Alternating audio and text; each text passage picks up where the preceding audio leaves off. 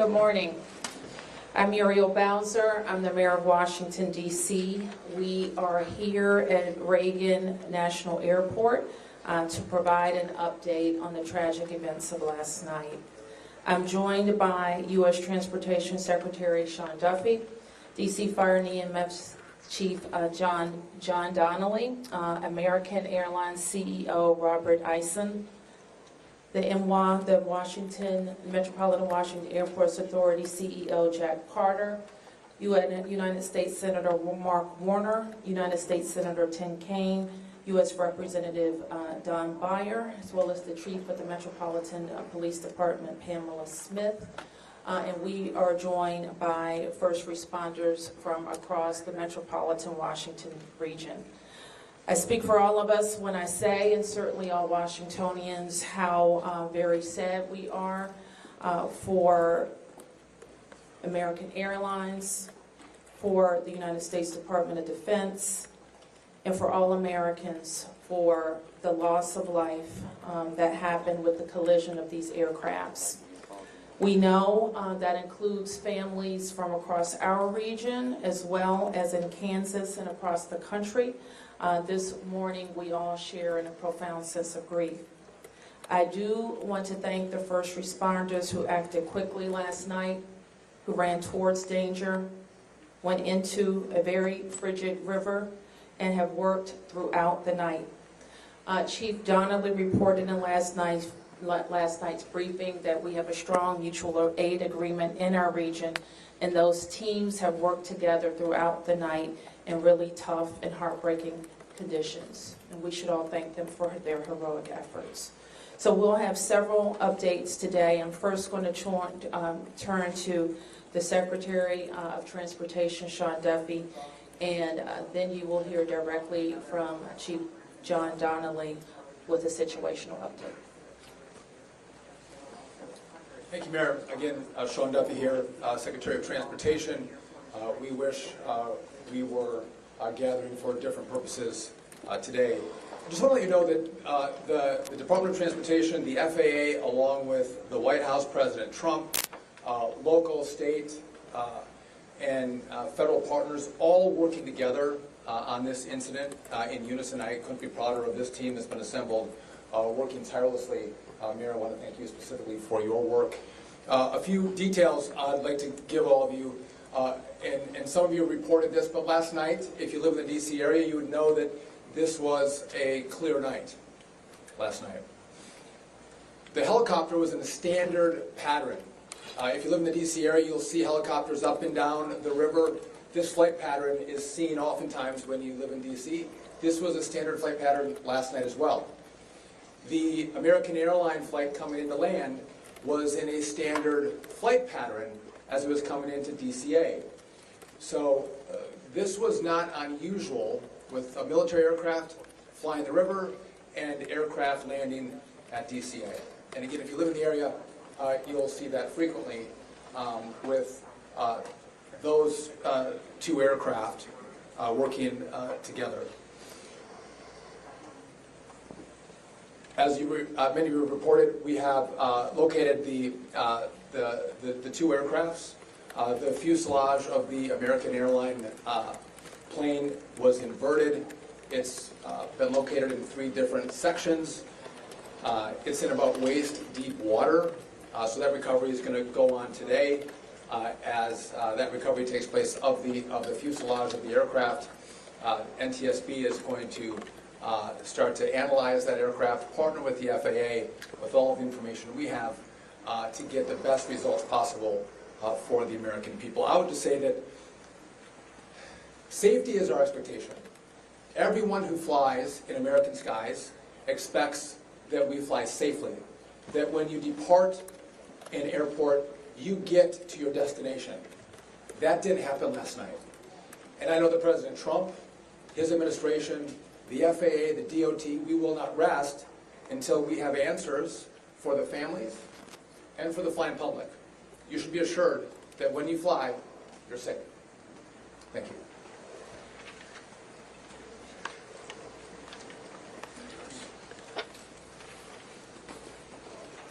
Thank Thank you, Secretary. Thank you, Mayor. I'm joined today with Fire Chief Bonnet from the Metropolitan Washington Airports Authority, and I'm John Donnelly, Chief of the District of Columbia Fire and EMS Department.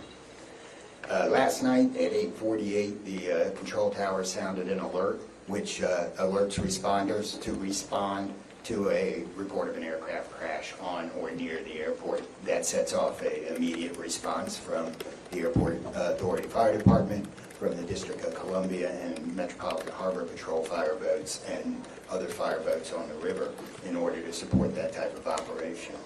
Very quickly, this call escalated. It became apparent, the responders realized that they had a plane crash and immediately escalated to a response that ultimately included about 300 people last night. These responders found extremely frigid conditions. They found heavy wind. They found ice on the water, and they're operated all night in those conditions. I'd like to take a moment to acknowledge the agencies that responded in addition to DC Fire and EMS and Metropolitan Washington Airports Authority: Montgomery County Fire Department, the Prince George's County Fire Department, the Charles County Fire Department, the Baltimore County Police Department, the Anne Arundel County Fire Department, the Alexandria Fire Department, the Arlington County Fire Department, the Fairfax Fire Department, the Prince William Fire Department, the Baltimore City Police Department, the Maryland State Police, the Maryland Natural Resources Police, the Department of Defense, the Joint Base in Bowling Fire Department and the staff there, the U.S. Army, the U.S. Coast Guard, the United States Park Police, the Metropolitan Police Department, the FBI, and the NTSB. Despite all those efforts, we are now at a point where we are switching from a rescue operation to a recovery operation. At this point, we don't believe there are any survivors from this accident, and we have recovered 27 people from the plane and 1 from the helicopter. The District Office of the Medical Examiner has lead on reuniting these bodies and these people with their loved ones, and we will continue to work to find all the bodies and collect them and reunite them with their loved ones. We should also acknowledge that the Virginia Medical Examiner and the Army Medical Examiner are involved in this operation and a very important part of getting the people identified. So.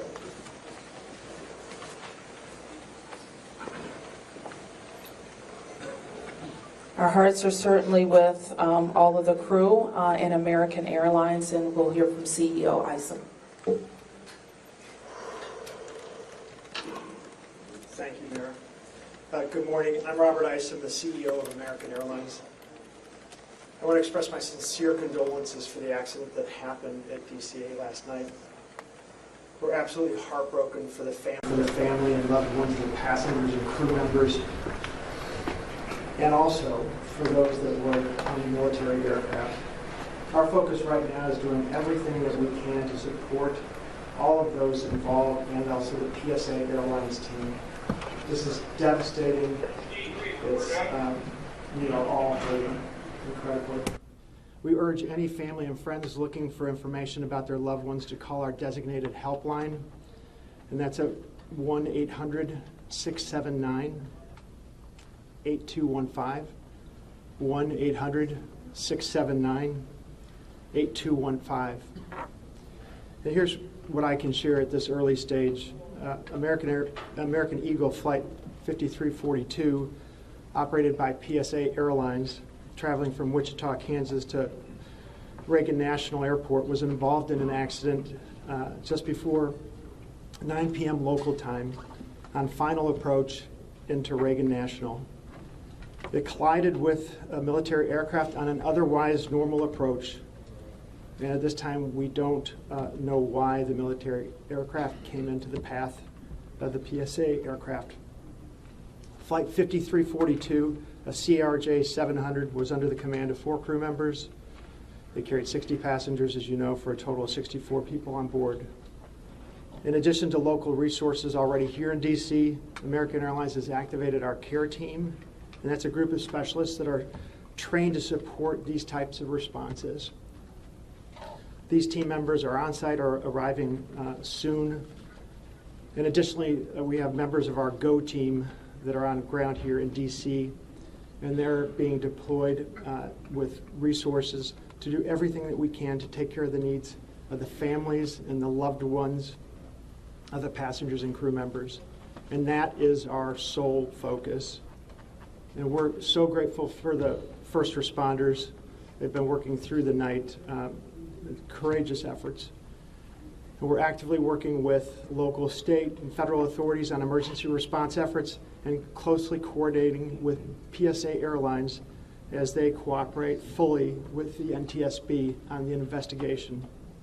I know that there are many questions, and at this early stage, I just won't be able to answer many, but we'll provide additional information as it comes. Thank you. I want to introduce the Metropolitan Washington Airports Authority CEO, Jack Potter. The authority manages Reagan Washington National and Dulles International.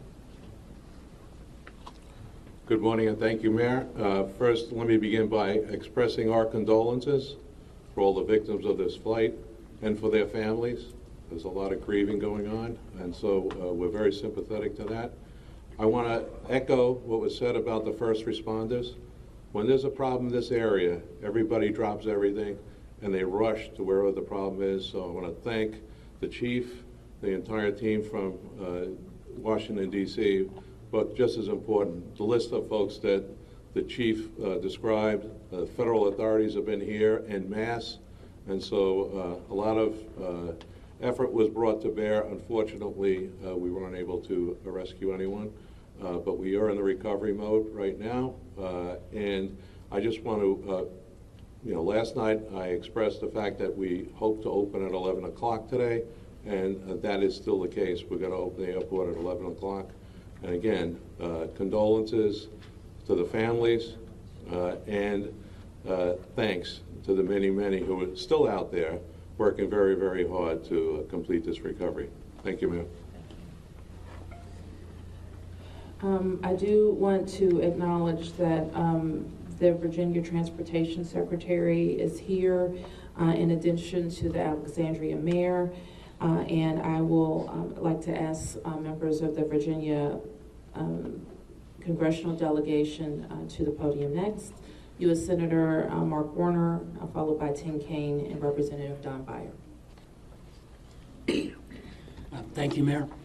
I want to join with everyone else and express my condolences for the victims. For folks who don't live in the DMV, we are made up of a lot of jurisdictions. Reagan Airport's in Virginia. Across the river we have Maryland, obviously the district, but as been indicated by the chief, when tragedy happens, all those distinctions between the various jurisdictions and our federal partners all disappear. And I want to again thank all the first responders. On a personal note, I'll just add that literally I now know I was coming back from the district from a dinner to my home in Old Town Alexandria. And while I did not see the collision, I wondered, I'd never seen this many red lights streaming towards the airport and across the river in Maryland about this time. My phone started blowing up and I realized that this accident had taken place. There'll be a time to figure out, I know NTSB will have a briefing later in the day, but to the victims, our condolences. To the first responders, our thanks. Sorrow, thanks, and questions. So sorrow, as all have expressed, to the crew, to the passengers, to the soldiers, to their families, to their friends, to their loved ones, to people who are still trying to get information and unsure whether their loved ones have been lost. We offer our profound condolences to them and our sorrow for this tragedy. Thanks, I'll echo, Mayor, what you began with. When you see a challenge like this and you see people from so many different agencies, local, state, federal, with different uniforms, different badges, but working in such a coordinated way, even in the midst of a tragedy, it does give you a sense of appreciation and pride in people's willingness to come to the danger and work together. And I started to see that as a local official 30 years ago in Richmond, and definitely have seen it here. And then finally, questions. There are going to be a lot of questions, obviously, a lot of questions. And that's what the NTSB's job is to be an independent investigator of incidents like this. And they are here. We were in dialogue with them earlier today. They've been here since they got the alert, and they will be doing the work and playing lead in answering the many questions that we have. And that's as it should be. It's not a time to speculate. It's a time to investigate and get answers to the questions we need. And I have confidence that will be done. Thank you. Following up on the Senator, I think grief, thanks, and service, with millions and millions of Americans traveling every year, we are all grieving, knowing that it could have been our loved ones, it could have been us. And our hearts go out to all those who have lost folks. In a most partisan place, also, I'm really thankful that Democrats and Republicans, people from all over, have come together to try to make sure that people are served. As a local representative, I want the families to know that our office is available to serve you in any way we possibly can through this time of grief and transition and loss. And then also just note that we're deeply grateful for the people who risked their lives last night on a moment's notice and spent the whole night on the river in the ice and the wind, serving us. And then finally, as Senator Kane, Senator Warner noted, after the NTSB investigation, we've got to make sure that at the federal level and with the support of Virginia, Maryland, D.C., we're doing everything we can to make sure this does not happen again.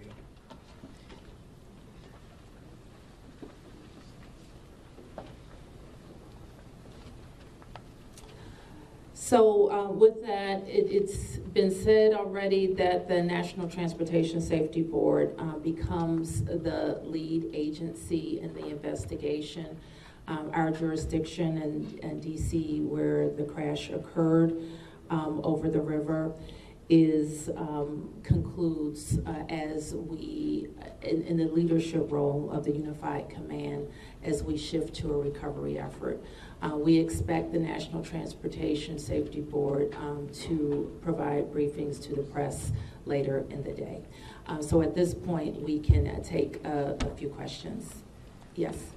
Can you say without a shadow of a doubt that people are safe to fly?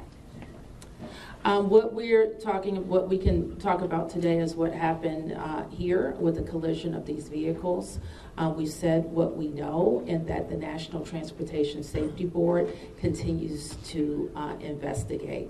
I don't know that any of us have been briefed on anything that would suggest any other aircraft are implicated. Yes? You're still missing 30 plus people in the water. What are some of the challenges in recovering them right now? Chief? So the rescue operation, or the recovery operation, goes on. It's a lot of touch and feel in the different parts of the plane or in the helicopter, and the crash area is a little spread out, so we've got some work to do. And I think it's a pretty normal type of situation. I don't think it's extraordinary. How spread out is this debris field? So the wind started blowing last night, so we've had debris travel from the airport down as far as the Wilson Bridge. Mile-wise, how far is that? I couldn't tell you. Okay. Less than a mile. This is a question for CEO Carter. You're going to open the airport at 11 o'clock this morning. How are you going to do that? And what impact is that going to have on operations, on passengers, on people's anxiety? How are we going to do this? Well, we're going to open the airport at 11 o'clock. It's safe. We've worked with all the federal agencies, FAA, and it's been determined that we can open that airport safely. The recovery effort that's on our property is on the waterfront. Our primary runway, 119, will be open. It's away from any activity. We're going to have a secure area around that, so all are comfortable that we can get back to operations. Now, each airline will announce or communicate to their passengers what their operations are going to be. Obviously, their networks were disrupted overnight, and so we might have a slow recovery, but the bottom line is we will begin to have aircraft moving in and out of this airport at 11 o'clock. Okay, so 1, 2, 3. Has the flight recorder been recovered, the black box at all? I don't think we can say anything about what's in TSB's purview. You mentioned the airport opens 3 hours from now. There's a lot of helicopter traffic from the military, U.S. Park Police, and all that. Will helicopters be flying right through here as well, beyond the recovery efforts? I don't know the answer to that. Jack, do you have anything to add? We don't have anything to add about that. Yes. This is for Secretary Duffy. Can you reassure Americans that the U.S. still has the safest airspace in the world? So the question is, can I guarantee the American flying public that the United States has the most safe and secure airspace in the world? And the answer to that is absolutely, yes, we do. We have early indicators of what happened here, and I will tell you with complete confidence, we have the safest airspace in the world. When it comes to informing these families who've tragically lost their loved ones, what has that looked like so far? Have any of them been informed? The flight manifest, is there any details you can provide on that front? Can you add anything? All I can say is that we have published the 1-800 number. We have family assistance centers set up here in DCA. We do in Wichita as well. I'm not at liberty to give the number of families that have been that have used those services, but we are making that use. We have over 100 team members that are either here or on their way that are specially trained to work with family members, handle travel arrangements, hotel arrangements, incidentals, to make sure that we're taking care of people in any way that they can. As you know, as our teams are hurting and suffering, as our passengers and their families need assistance, we're doing everything we can. I don't have any more information on that right now. Mayor? You're next. Chief Donnelly, can I ask you to describe the next phase of the investigation? How confident are you that you'll be able to recover all 67 of these bodies? And can you speak to some of the debris that's also being pulled out of the river? We understand there are some suitcases, some other things that have been pulled out from the river. And I would like to ask anyone here, perhaps the Transportation Secretary or Mr. Isom, if we know anything about these victims, age ranges, nationalities, anything of that nature. So the next phase of this operation is going to be led by the NTSB. All of us are working together, though, to search the area and to find the victims. I'm confident that we will do that, and that will take us a little bit of time, though.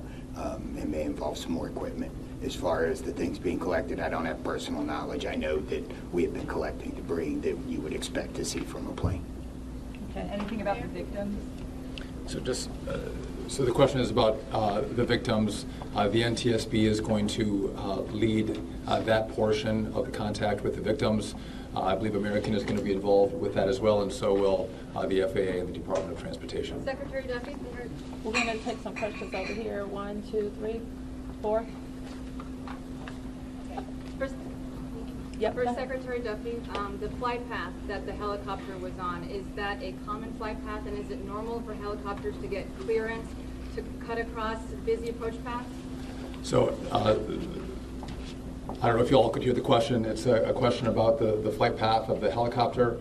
I don't want to go into too much detail about the information we have from the FAA, but obviously it is not standard to have aircraft collide. I want to be clear on that.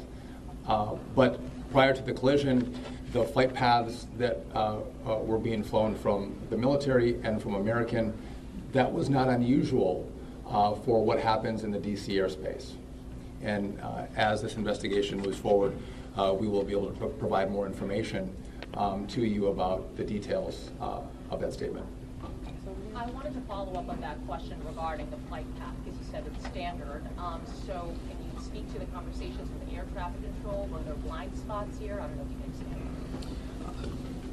expand. So the question is, were there blind spots with air traffic control? I don't want to make statements about that. I don't lead into that answer. But again, I think whether it was air traffic control, whether it was military aircraft, helicopters, or the American flight, everything was standard in the lead up to the crash. Now, obviously, there was something happened here. You'll get more information and more details as this investigation moves forward. We'll learn what happened. But again, those who live in the DC area, we see military helicopters fly up and down the river. It's a standard path that they fly. They're used to aircraft landing at DCA, and there's a procedure in place because this happens every day. Something went wrong here. I look forward to the time and point when we can give you that information, but I don't want to comment on that right now. Okay, next. Senator Kane, Senator Warner, you all have been, very vocal about your concerns about busy runways here, air traffic. I know it's still early in the investigation. I'm just curious any steps that you all plan to take to address that. We have raised this issue continuously. We've got very busy airspace. I think we will ask questions, but at the appropriate time. We are in this period right now where families are still being notified. We're trying to figure out what happened. There'll be time for those discussions, I think. Yeah, I'd just say the same thing. We've been pretty plain about our concerns, but it isn't a good time to speculate right now. We have faith that the NTSB will provide the answers about this. Okay, you 4 up here, and I'm going to take 3 in the middle, and then we're going to have to wrap. 1, 2, 3 after this young man. Thank you, appreciate it. Chief, I know, again, I can imagine it must be traumatic for your first responders to have to deal with this. How are they doing right now, and are you all going to be offering any services to help them as they process this? So thank you for the question. Our first responders are resilient people, but yes, this call will be hard for them. Our peer support teams are already engaged with the responders, and we'll be following up on that to make sure that they're okay. But I think the concern is real. Okay. Thank you, Ms. Barry. What kind of communication was there between the helicopter and the tower, the plane and the tower, and the helicopter and the plane? I don't want to say too much on the communication between the helicopter and the tower and the airline and the tower, but I will say this: there was communication. It was I would say standard communication. So there was not a breakdown, if that's your question, in communication between the military helicopter and the American airline flight. There was communication between the aircraft and the tower. Was the plane aware there was a helicopter in the area?